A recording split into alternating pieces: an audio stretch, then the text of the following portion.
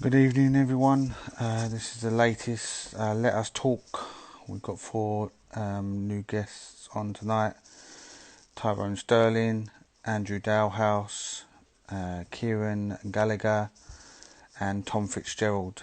So I'm looking forward to hearing from them tonight. Any questions, as always, are more than welcome. And I look forward to hearing some of their stories and experiences of mental health. And as I say, if you've missed any of this or you want to look it back, it's on our YouTube page, mental health, hashtag let us talk. If you could go over and subscribe to that as well, I'll be more than happy for that. You can see previous ones from the last couple of weeks as well. Yeah, so let me get my first guest on if they're in here.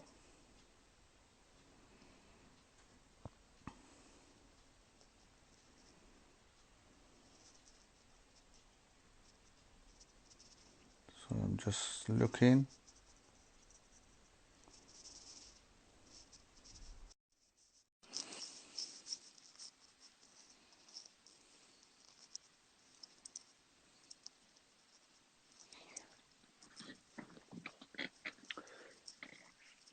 Good evening, mate. You Jamie? alright? Yeah, not too bad. How's yourself? Yeah. Yeah, not bad, mate. Not bad. So as Good, good. normal, I ask you to introduce yourself, how you know me, and what mental health means to you, first of all. Um, Hi everyone, my name's Tom Fitzgerald. Bit about myself. I've played non-league football since I was about 19, started here of town, went around the clubs a little bit. Was at Faversham until recently. Um, Mental health to me is something that hasn't affected me for a long period of time, but has affected me at different points in my life. Um, to be fair, right now it's affected me in a way that it's a part of my family at the moment, and it's affected me quite to the point where when you see a loved one go through it, you understand what it looks like from the outside. From the inside, it's hard to explain, but when you see it from the outside, it gives you a totally different view on it. So, um, Mm. yeah, I think. Yeah, no, no, sorry, mate. I Go on, was mate. just Sorry. going to say, yeah, I believe there's two different perspectives of mental health at times. Obviously, if you've gone through it, and also obviously if you've seen a family or a friend go through it as well, because you can see it from a different light.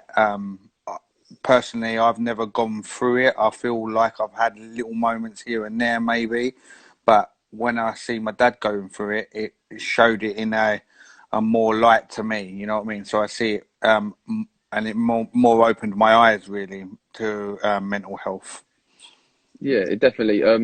Going through it myself a little bit, you sort of you think everything's normal. You think you're doing things like kind of normal, just the way you would day to day life. But then when you see, as you said, your dad, at the moment it's someone very close to me, and you see what that person looks like from the outside, looking in, from their body Mm. language to the conversations that they're having, to the things they're saying, to the food they're eating, to the way they're living their life. You see that you can look back on yourself and go, I did that. I looked at myself in a way that, oh, everything was normal, everything was fine. I was doing my day to day life, but then I look back at things and go, well, that was different. And people are asking me, are you okay? Are you okay? And I'm like, oh, yeah, I'm fine. But you don't realize until Sorry, man. you look back, and again, that's all right. You look back at it and you think, You gone? I wasn't doing anything different whatsoever. So, but then Mm. it's one of those things that you can't pinpoint um, about anyone until someone starts speaking about it. Really.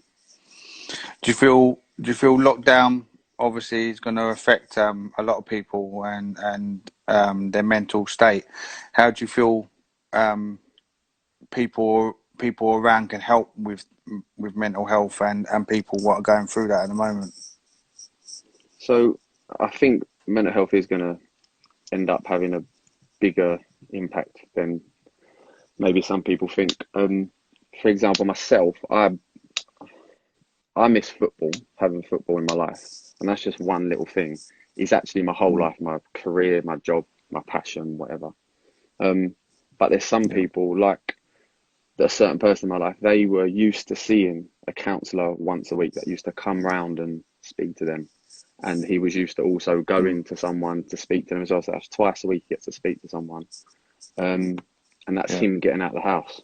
And he can't do that Mm. anymore. He can't just get out and go, right, I've got my routine of a Tuesday, I've got my routine of a Thursday. That's when I speak to someone, and that's just Mm. gone because of the lockdown, the rules and what we have to go through. We can't be around anyone, and that's not going to happen for at least another month as well. So, in all Mm. fairness, it's probably a good thing that all family can be around you at the moment if you've got family. But people who haven't got family are definitely going to struggle to either talk to someone, because most of the time when you're in a bad place, you don't think you need to speak to someone, or you don't want to talk to anyone. So one of Mm. the best things I think that you can do, which to be fair, my manager at work, top guy, just he did a Zoom chat, which similar to this, but it was Mm. just people who worked with us. He asked everyone how everyone's doing, and it was something like that. It was about 3 weeks ago now, but it just makes you feel that Mm. little bit better. It makes you feel like someone does care and someone's there for you and just sort of checking up for you, Mm. which in times like this, it's hard to feel like anyone, because everything's so personal. It's like, oh, my situation at the moment is, oh, I'm lucky I've got work, but some people haven't got work. Some people don't know if they can go back to work. And to show someone Yeah. that they care a little bit just by a message or a Zoom chat or something like this, like you're doing, is just something that could Mm. help someone for another week or another day. Um, Yeah. so anyone that's watching that has anyone that they feel like, oh, I should talk to that person, or I should go and talk to this person, or I feel like that person would benefit from it, it will. Um, I've Mm. literally have just come from kicking having a social distance pinging session with one of my best friends, and Mm. today was difficult at work because I'm working with key worker children. We have to keep them all away from each other. It's stressful because they're quite young as Yeah. well, and all they want to do is play with each other. And that 30 minutes to 40 100%. Yeah. minutes pinging with one of my pals having a silly conversation um, makes Mm. the day, makes it seem like the day hasn't even been there. The stress isn't there, it's gone, you're finished now. Yeah, you can Mm. just crack on. But yeah, definitely people need to, the best way is to just drop a text or drop a message, because it just shows that someone cares. And I feel that sometimes that's one important thing that's needed, really. So Yeah. So see, with obviously the message obviously for this was let us talk, open discussions if people want to talk about mental health, or if it helps one person. But when I've opened up to several people, obviously on this show, and we've been speaking about mental health, one thing what come out of it was that they feel sometimes it is good to talk, but what after that? So what aftercare or what's next? They feel can be a bit hit and miss. Do you feel that, or and do you feel what could be better? yeah, there's a sort of a fine line, isn't there? You always want to again make the effort and again show people that you care and be there for your friends and family. But then again, there's only Mm. so much you can do as an individual for someone else. You can't get them up in the morning and take them to work and be at work with them. And so, for example, the person in my life that's struggling at the moment is we've tried so many things to try and make things better for him, and then sometimes you do too much Mm. and you make it worse, and it doesn't make it any better. No matter how kind you think you're being, how much you think you're helping. Mm. um, but I guess the next level is probably professional help. If it's to a point where uh, a helping hand or a kind word doesn't help, you probably need to look at getting some sort of professional help. And there's no shame in that either. One of the strongest things to ever do is admit that I'm not too good at the moment and I need help, and taking that help. regardless of how much you don't think you need it. Most of the time, there are a lot of people that do are seeking the help do need it. Um, but there is, yeah, there's definitely a part of you can only do so much for someone. What happens after? Do you continue being there for that person all the time? Will that then affect your mental health because you're trying so hard to please and help and get this person out of the hole that they're in, maybe? And does it end up affecting Yeah. you? Does it take you away from things that you need to be thinking about? So there definitely is something there that needs to be looked at. I think, again, there are things in place to help people, but again, on more of a personal level, so from like friend to friend, um, I feel like Mm. one of the best things you can do is just talk. Just always um, sort of ring the doorbell or send a WhatsApp message or like Mm. press the button on the phone to call your mate. One of the best examples of that is literally my best friend Kaka. You might know him, Kaka Dembele. Um, Yeah, I know him. yeah, recently come back from Australia, but we spoke Mm. all the time whilst he's in Australia. Um, and he is one of them people that will call you and just see, how you doing, mate? You all right? How's things? How was your day? Mm. And he does that to literally nearly every single person in his phone book, as well as got his own Yeah. little personal chats with people. But he'll literally just call you to see if you're all right, and it's little things like that that do make a lot of difference. But again, after Mm. that, apart from being a friend and being there and sending a message, and there's not much Mm. really there in the way apart from professional help, really. So Do you feel there's still a big stigma around mental health, especially maybe from a male perspective? yeah, definitely, 100%. I literally, funny enough, my manager from work, I spoke to him today. The first time I spoke to him face to face since this whole thing happened. Yeah.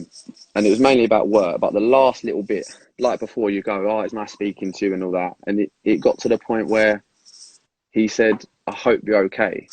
Do you want to speak? Mm. And it was one of those things where I felt like there is lots of things I needed to say, and that was someone to talk to other Mm. than I'm in the house with my family at the moment. So I've got my brother around me, my mum, my dad around me.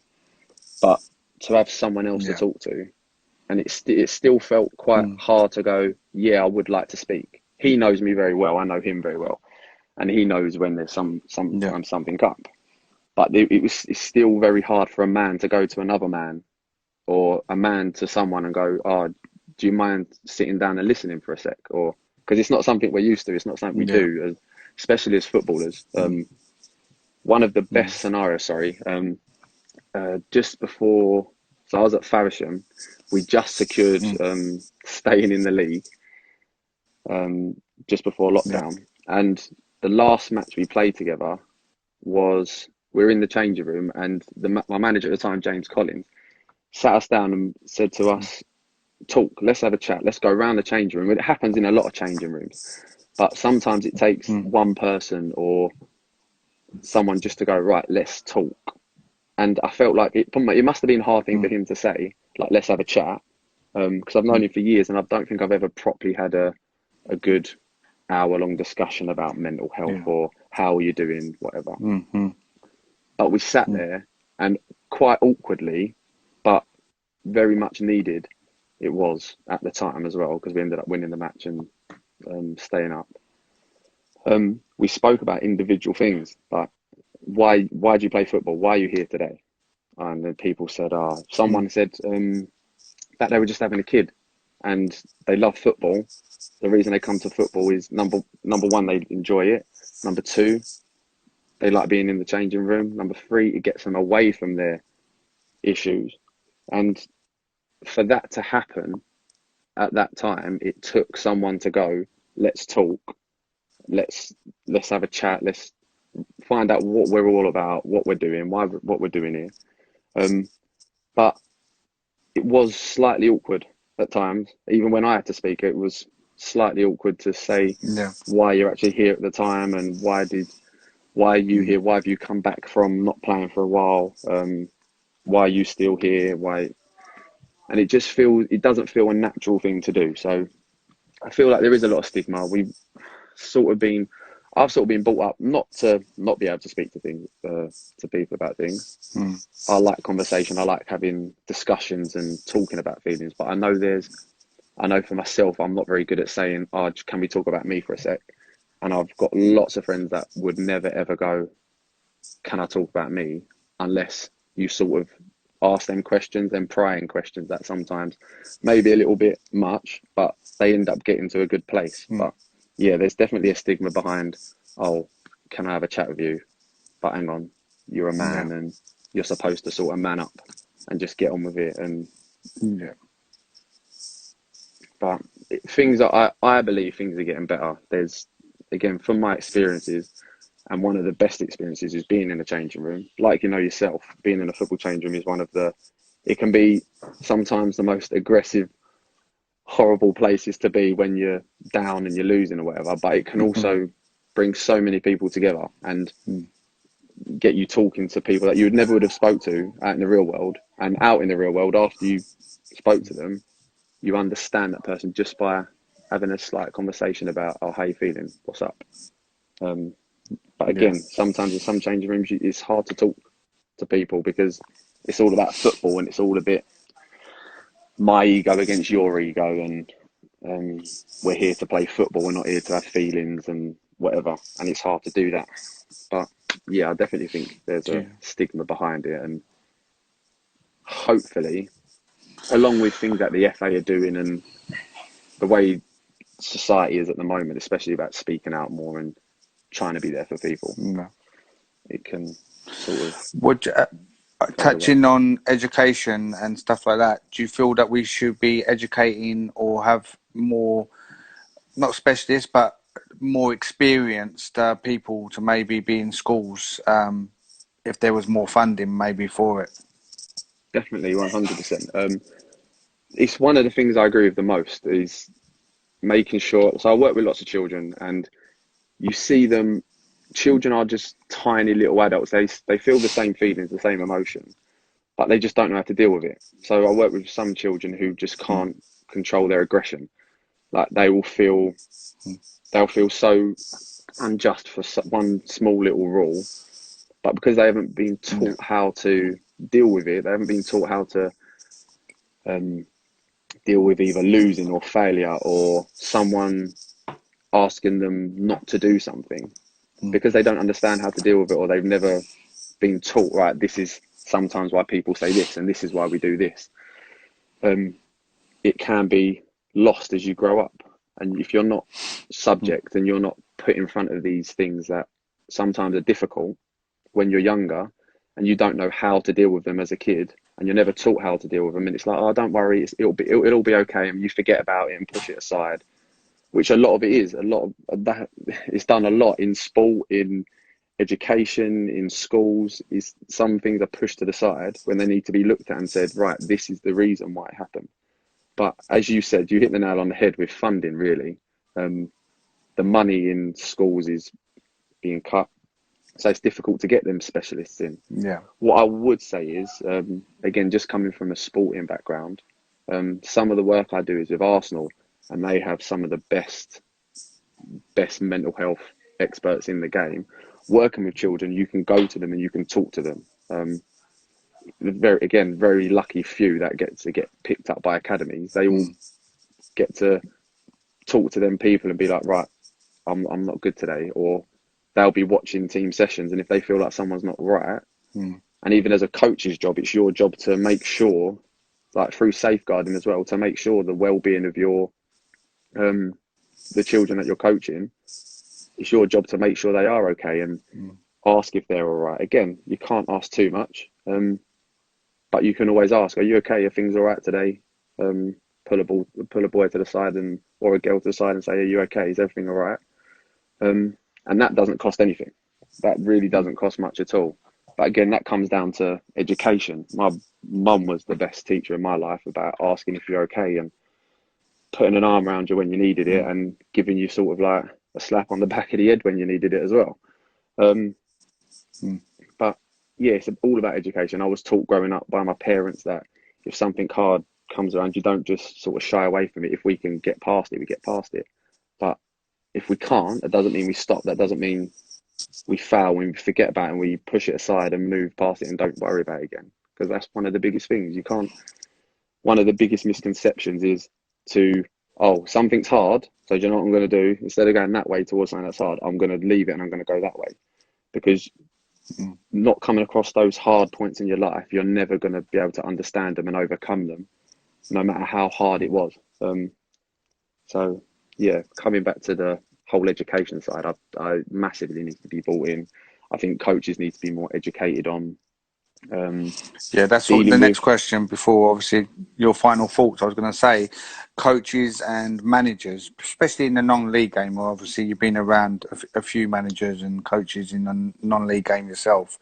But do you feel it's, I know it's a hard job, don't get me wrong, I understand that, but do you feel there should be more settings and them actually taking the time out to actually like ask their players are they all right or speak to them a bit more, because I feel like the older school managers don't really do that because they're just there Yeah, to get results. no, it's a difficult one because I think all managers deep down care and they Mm. do care about their players. But again, there is a it's all about results, and you know more than anyone as well that it is about results. And if you don't get results, the person above you, who's the chairman's, not going to stand for it much longer. So Mm. sometimes it can seem like they don't care. I've had one manager who I've been managed for more than one or two teams, and you can tell he cares.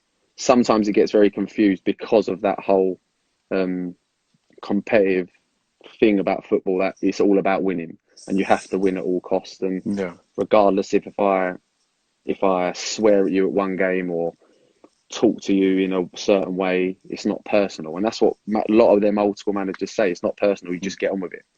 yeah, But I don't think sometimes that managers realise that the way they speak to their players is not going to help them. I don't know one person personally that they get absolutely screwed at. Say, for example, half time. And I've yeah. been in lots of change rooms where players have been really like ripped into at half time. And then they've gone out and had a quality second half and gone, yeah, do you know what? Don't get me wrong, it happens sometimes. You go, do you know what? I'm going to show you. And that's what I think Mm. a lot of managers do. I'm going to Mm. show you, I'm going to talk to you a certain way to get a Mm. reaction out of you. Mm. But then again, you've got to sort of know the individual. Yeah. If there's an individual that likes that sort of thing, you're going to get the best out of him. But I think Mm. more often than not, if you don't take that time to care and get to know your players, like you Mm. said, it's all about knowing your players. If you don't take that time, you're not going to get the best out of your players. Mm. You can't possibly think that logically that screaming, effing and blinding at a player is really going to. It might work once, it might possibly work twice, but Yeah. over the long run, it's just going to make. I've played with some players that are far, like 10 times better players than I am, who have Mm. played at a really decent level, maybe have come down. Mm. And even they have been shouted at and screamed at. And I'm like, I look up to these sort of players and I'm like, oh, they can take it. And they take it once. And then twice it happens, you sort of see them Yeah. questioning it. And after a while, they just go, no, I'm not taking it no more. Yeah. And they scream back. And that's top players. And they've come down a level. And you think, well, if they're top players coming down, they're not taking it. So So why should there's I? yeah, what? Mm. And it sort of, one of my the best managers I've ever played for is a guy called Simon Copley. He's actually my boss as well. Yeah, I Um, know so. I know so. yeah, top guy. So he coached me at academy level, and then he coached me at Glebe as well, which I think I was the first time I ever saw you. Yeah, yeah, Um, and I can never remember once the whole season. And we were on to win the treble that year. We didn't end up winning the league, but we won the two cups that we were in.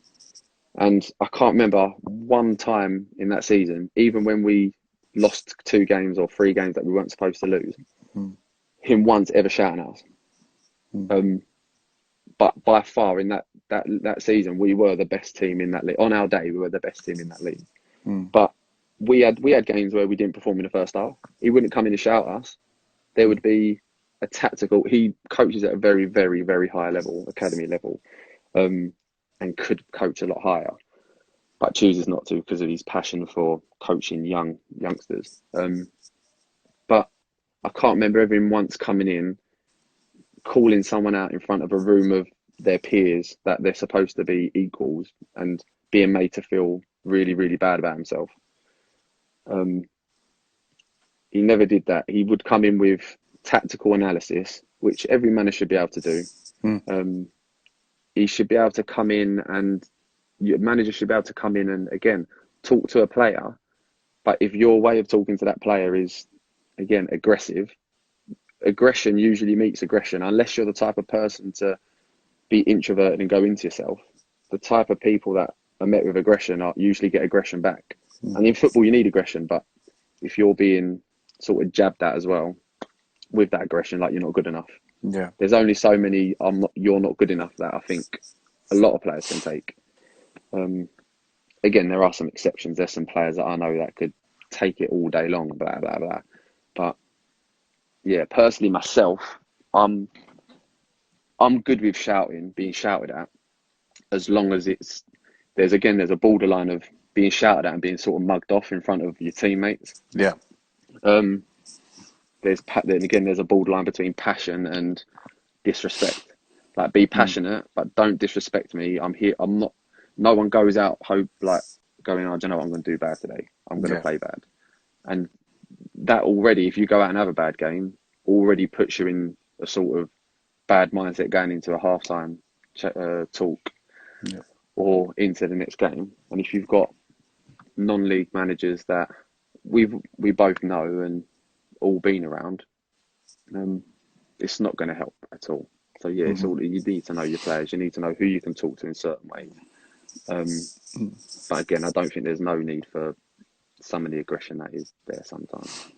But, yeah. So last question, Tom, before I obviously go on to the next guest. Yeah. Overall, what are your thoughts, obviously, on mental health and how people can help going forward? And what's basically your message of mental health and hopefully everyone can get through this lockdown and if they struggle for mental health after this or before this, what do you feel they should do or how people can help them? So me on mental health is something that I've dealt with myself in many ways, and something that's affected my family and my personal life to my work life. And it's something that something needs to be done, more than what's happening already. There's not enough avenues to go down to get help and to ask for help.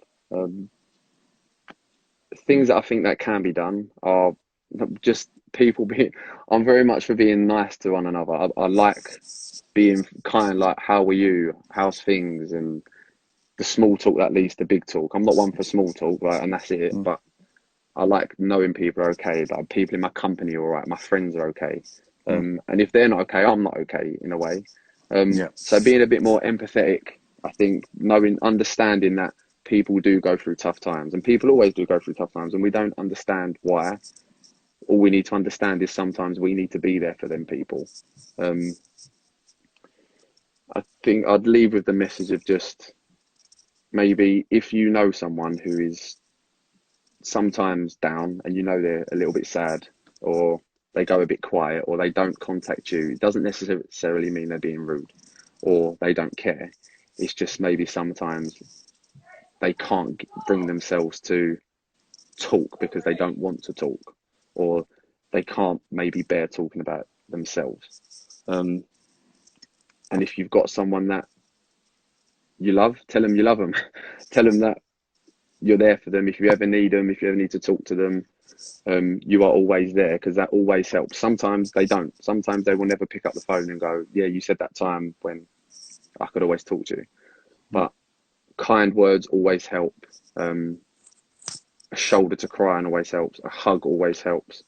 Getting to know someone always helps. Asking questions about other people, asking if they're okay, asking if they've had a good day, asking stuff about their life. How's your job doing? Asking questions, and instead of maybe looking for conversations that are selfish conversations because you need them for you and you're trying to benefit out of it rather than just having a nice chilled chat, which sometimes it's hard for us to do sometimes. And then just a message to everyone is that I hope everyone is safe, anyone who's watched this or will watch this in the future. And yeah, take care of yourself. Hopefully we'll be back playing football soon. And Jamie, everything you're doing, mate, is I've watched all your YouTube videos. I'm getting through them. I'm watching everything you're doing, and yeah, top respect for you, because there's not a lot of people Thank that you. have looked at this and gone, do you know what? I need to do something about this. And again, lots of people might have thought about it, and you're one of those people that has actually taken the time to go, do you know what? Something needs to be done. You've got the time on your hands, and yeah, much respect to what you're doing, mate. Cheers. Thank you very much, Tom. And thank you for taking your time. I know we ain't doing a lot at the moment, but obviously you're back to work, as you're saying. So taking your time to obviously give us an insight and obviously your views as well. Hopefully it's helped one person who watched tonight or going forward. So thank you very much, Tom, for coming on. And obviously keep That's fine, safe, mate. and hopefully we can catch up soon as well. No, I will do. Thanks very much, Jamie. Cheers. Thank you very much, Anytime mate. soon. Cheers. See you in a bit. Bye-bye. Bye. So that was Tom Fitzgerald, our first guest of the night. So yeah, as I say, anyone in here, please ask questions as we go forward with our next guest. Sorry, I'm just reading Sonia's comment. So true. I come across so many people that think that way. They just think you're being rude when inside you're screaming. Agreed. Yeah, so we've got 3 more guests. So please, anyone who's got questions, please ask them as well. So it's just not my voice.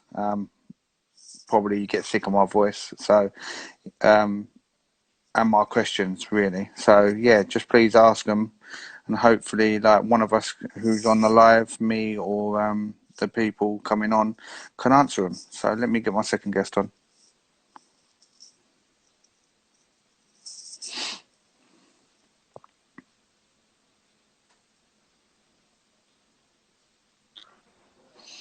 Good evening. Hi, Jamie. You okay? Yeah, not bad. How are you?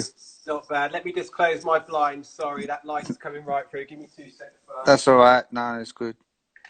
Cheers, Sonia. Thank you very much.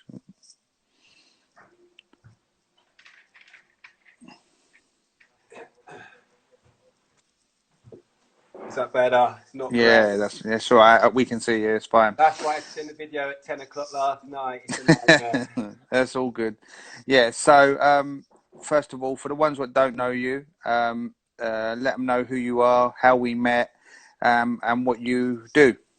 Yeah, so I'm Kieran Gallagher.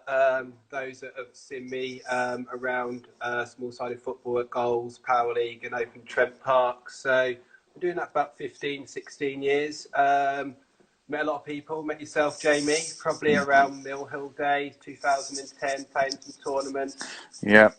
biting at people's ankles. Oh, we won them, though. A few rivalries down there back in the day. So yeah, I've done small-sided football for about 16 years. Before that, probably never got to the level of playing football. Just really many things, injuries back when I was late teens, and then decided to go university route. So got some memories of the game, but now it's more the sort of commercial side of football. But it's great to be on. So thanks for the invite. No, of course. I know you was keen to come on, and obviously you've been supporting from the start as well. So thank you for that. Yeah, so obviously we ask a few questions. They're very similar to many of the questions, but obviously everyone has different views and different opinions on it. So that's why we're open to obviously hear everyone's views and points going forward. So first question, what are your overall thoughts on mental health in general? Well, I listened to the last half hour, and I think Tom hit some key nails on the head. And I'll probably go back over some of them over the next 20 minutes or so. But I think the biggest thing for me is I'm 38 years old, and I met my kid's mum 9.5, 10 years ago. Yeah. I'll be honest, in that then getting me to 28, 29, I can't say still now still thinking back that I come across anyone with mental health. Now, I don't think that's possible. I Yeah. really don't. In playing the game, working, family, friends, that not one of those people in that era, and I'm still in touch with them now, have never said or shown any signs that they had mental health. But they must have. There must be people back then as they have it now. And I just think that, like Tom alluded to, people are too scared to talk. It gets stereotypicalized as, oh, have I got a problem? I'm too scared to say anything. Tom mentioned for men in the change room, are they going to even lose a bit of respect for saying, I'm having some problems here? And I think it goes down to all these things that make people not scared, but reluctant to say anything. So then when I met my kid's mum, I soon learned that she had something, but it took a year and a half to say, here, and I am having some sort of treatment with mental health. And she has good days. She's great now because she's got it under control. But I just think that it took me to 29, 28 years old to even find someone I knew in my social network that had potentially had mental health, which I don't think is right or possible. So I think, and the issue is, like Tom mentioned, like you've mentioned, there's too much fear of losing face, especially change room. There's not a support network to talk to. There's no funding, like you alluded to. All those come to a head where that person back. I saw the text saying, "I'm screaming out." There must be 1 in 5, 1 in 4. I don't know the stats, Jamie, that do have some issues. Yeah. And even now, with a lot, it can only have got harder for people now to come forward. This is why I was happy to come on and delight to come on. I think there now needs to be even more work done pre-coronavirus now, because that number that was at 25%, I think I saw, might even have gone up. If it's possible to go up, it's still too high, and it needs. And look, it's one of those where a lot of people can manage it. My kid's mum can manage it and manage it well, but there'll be so many that are struggling that haven't been able to get treatment or people to talk to, can't get down to see anyway. And it can only get before it gets better without things like this that you're doing. And people need to, it's easy for me to say, people need to be honest with themselves, because I haven't, and I didn't have any family members that have had it. But to talk, you need to say we can talk, but you need to break down those barriers first, the person, and then channels. The channels are not there. Look, I'm no expert, but I'm sure there needs to be more work, more channels, more education to this, and to get the people who are listening know where to go to next, because it's easy to talk, but if the person is listening but they don't know what advice to give back, it can actually make it worse, if that makes sense. Yeah, no, we spoke to Kevin George, who's really a specialist on mental health, and he works with a lot of Premier League clubs and academies in Championship as well. And he turned around and said, yeah, if you don't know the advice you're giving back, sometimes the advice you can be giving back is the wrong advice. Exactly. I agree with him to a certain degree, but some of the courses what are held, obviously, and stuff like that, they're informative at the time, but they're not actual experience for me. You know what I mean? So it's good going on all the courses, but sometimes you can't beat maybe the life experience of maybe you've gone through it or been around it. So for me, yeah, it's good, and I think you do need to have obviously the education side of it and specialists around, but sometimes you can't beat the advice of a person who's maybe gone through mental health or been around mental health in their family or friends as well.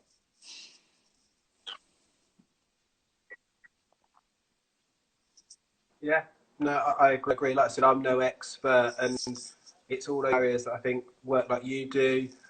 Hopefully more people do more work like you, and then the people that are listening are better advice, give the right advice back. So it's like a chain. So in the middle, like the listener has someone in them to give better advice down the chain, is the way I look at it. But I do think there's things that are stopping people from coming. Like I said, I still don't believe I can get to 29 years old not who has some mental health issues, because people are too scared to open up and say, look, I'm struggling with this. But back to you, Jamie. Yeah, Like, no, I is know. there Yeah. work going on to get more people listeners? Sorry, I'm just reading. I think I don't know. Somebody's just come in alive who I don't really know. So I apologise for anyone who's reading these messages as well. So can't really see what he's saying, but I don't think it's irrelevant. Anyway, so yeah, no. One second. I'm just what- right. Yeah, no, it's fine. Go on, carry on. Yeah. So, as I was, some of the questions obviously I asked Tom as well. With the stigma of mental health, do you feel obviously being in the industry of football, especially from maybe a male perspective, do you feel there it's very hard to speak about it? Yeah, I think that will always be the case at the moment. Like I said, I'm no expert. Come on, just to give my views on it. But Mm, again, I think it will go back to what Tom said, what was said last week. It's about getting it open and out there that it's not a problem. But until I think expert, there is the channels and the right advice going back to the person, or people see the right advice going back, it'll be harder yeah, still to come forward as well at the same sense. yeah. Yeah. What are your overall thoughts? Obviously, especially obviously away from football side of it, but obviously with lockdown, it's going to be, I think, it's going to be a lot of people obviously struggling mentally, not having a right routine, not being able to see their family and friends. It's going to affect a lot. You did touch on it a little bit earlier on, but what do you feel everyone can do, really? Um, like I think everyone's doing, they're making use of the technology now. So more video calls, more FaceTime calls, WhatsApp calls, Zoom calls, Zoom most growing business ever. So, and I think if you do have someone that you know that has some mental health issues, my next door neighbour should be that person to be first on the phone, like Tom said, be okay today, and let them talk. The amount of times that someone will phone me up and go, "How are you?" I answer back. They probably don't take in. So let that person talk a bit more, if that makes sense. And just rather than go, "How are you?" "Yeah, I'm fine." "I'm fine." Maybe ask a question, "What have you done today?" And see if they've got more Yeah, positive energy in their voice. So they're talking more, or whether they are a bit more, not as normal, if that makes sense. So it is, and I say this many times pre-coronavirus, the other people that answer the phone and say, "How are you?" I'd say 50% never ever answer, listen to the answer they're given back. Because it's just that routine question said probably in 7 to 8% of phone calls, "How are you?" But really think if you know someone you're calling because they do have the mental health issue, listen, let them, and just try and talk them through their day and give them that little boost. That's what I do. And my kid's mum, she appreciates it. We talk anyway. And I know she's having a good day. I know she's having a bad day. And if she's yeah, having a bad day, you just try and think back of good times. So a holiday or a day out. And just make them feel a bit better about themselves. In replace her not seeing her mum or her dad, having problems with the children, etc. But it's about what you can do. Like I say, I'm no qualified person. I'm sure the majority are five, but just make that person feel a bit special and try and bring up some happy times because it is hard and it's hard for everyone for the lockdown at the moment, but more so for like the mental health or people who suffer from mental health as well. yeah. Last question, Kier, because I know we're going to come on another time and we're going to have a good chat, one to Yeah, one. no problem. And that. But what do you feel that people can do better going forward? And that. Sorry, just before you answer that one, there's a question: do people use mental health to flex and get that clout?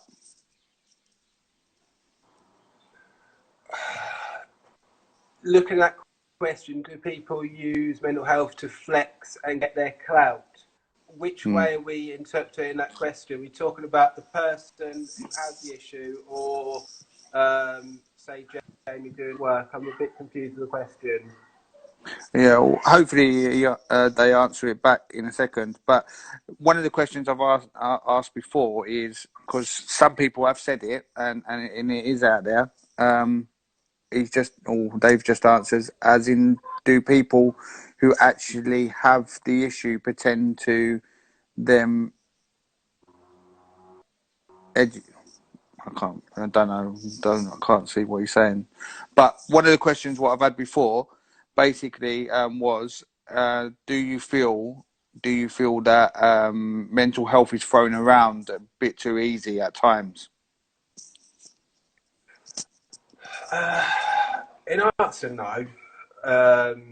There's many things, and society changes, and society will always change. I think it's something that, like Tom, I have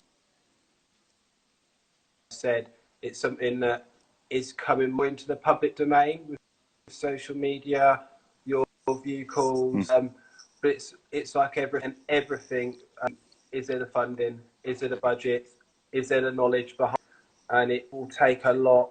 I think back to I remember football in the 80s, how racism has moved forward from where it was in the 80s, and it's still a moment. Mental health. I said I didn't know anyone personally years ago, and now I am finding people. So people are starting to talk out, and hopefully more of your calls, more funding going into it, more education will bring it on the line. So more people talk. So it's like a snowball effect. When people start seeing others talking and others getting the help they need, they'll come out more. But until they get to that age, I think it still sits in there. Not one really knows or wants to say they have an issue, from stereotyped or like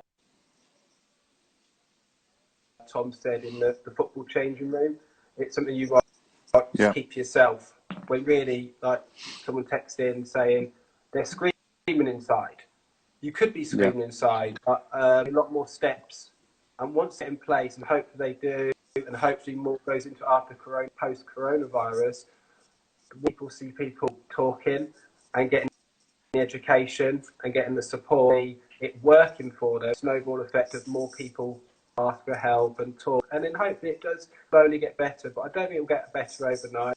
Like I said, there's so many things that change quickly.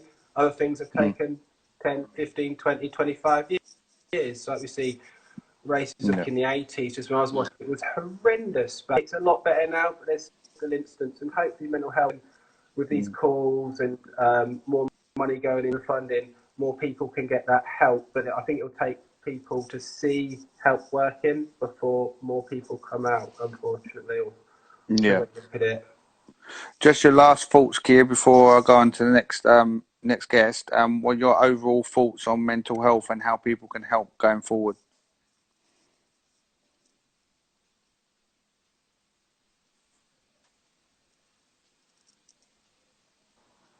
It's just thrown. Yeah, no, I can hear you now. Sorry, Jamie, it just froze then. Yeah, so just the last question before I go on to the next person. What's your overall thoughts of mental health and how people can help going forward?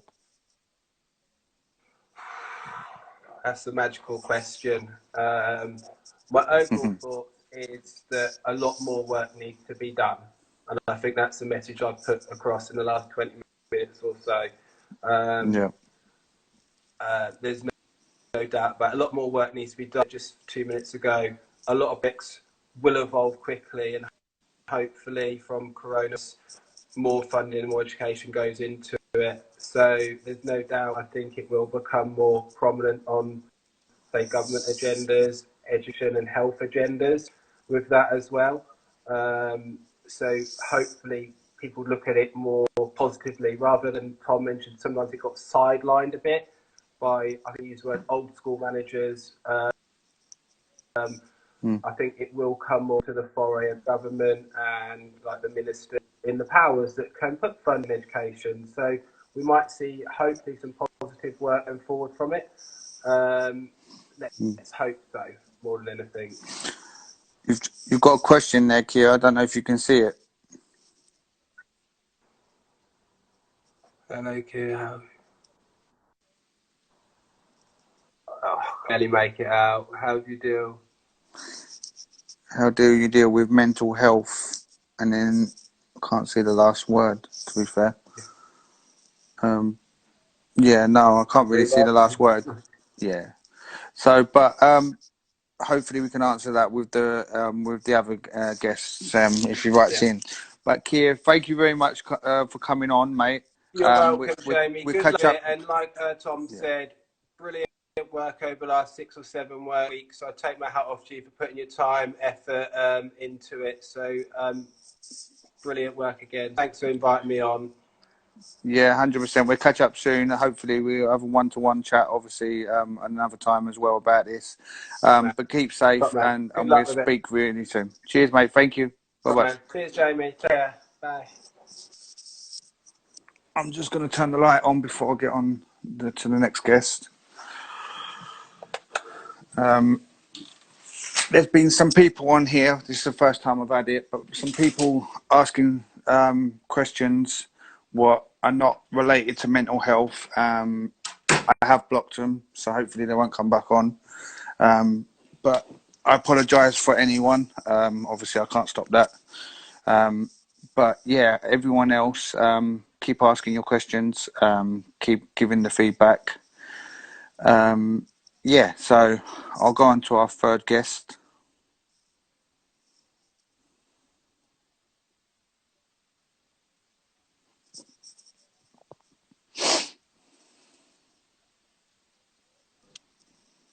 Yes. Yes, what's good, Jamie? Yeah, not bad. How are you? Really good, man. Really good. Yeah. For the Living well. people that don't know you, which I'll be very surprised if many people don't know you. But yeah, tell them who you are, how we met, and what you're doing. Um, Andrew Dowhouse, non-league footballer. I met Jamie while I was playing for Bromley under 18s. We had a very, very good squad. I think that was the squad that kind of got me back enjoying my football. Do you know what I mean? I scored a lot of goals, had some great characters around me. And I think if you remember Derek Parnham was a Yeah. great coach for me. Like he rebuilt my confidence. Mm. So it's a very, very good time around those days. And I said, now I'm just trying to recreate those feelings. That's why I still play football, because I still want to recreate those feelings. So that's what I'm doing. Yeah. Obviously, yeah, we've known each other for many, many years now. Also, obviously, you've known like my dad through obviously the Bromley setup and everything like that, Yeah. and that's the reason, as I say to you, like I started this because I had the time on my hands. My dad went through some issues a Yeah. year and a bit so ago, and now obviously I've got time on hand, so I just wanted to show awareness. Really, there's no wrong answers. There's no. I'm not a professional. Yeah. It's just if people want to talk, share their experiences, share their views. That's all that matters. Yeah. It's the first time tonight, as I just said, that we've had people on here being silly with silly questions and stuff Yeah. like that. So hopefully it doesn't continue. Yeah. We'll wait and see and that. But yeah, first question: what does mental health obviously mean to you? Do you know what, Jamie? It's very funny because for a long time I had a very naive view of mental health. And obviously, being a footballer, I know you knew my dad back then. The way I was kind of raised, it was like, you have an issue, find a way to deal with it, man up. Do you know what I mean? And Mm-hmm. that's nothing negative on him. It actually did work for the majority of my life. Yeah. But as I got to certain ages, and as you know, like a couple of years ago, I had like a heart issue. It was the first time where I wasn't able to play football and do certain things to release whatever negative energy or stress I had in me. Yeah. When that happened, that's when I really learned about like anxiety and mental health and stuff like that. And then I started to talk to other people, other footballers, just other people genuinely. And it's funny because one of my friends joined in here recently, and he's someone I've known my whole life. He's got brothers, like 3, 4 brothers. And when he told me certain issues that was going on with his family, like with mental health, Yeah. I was like, wow, like I've been so naive.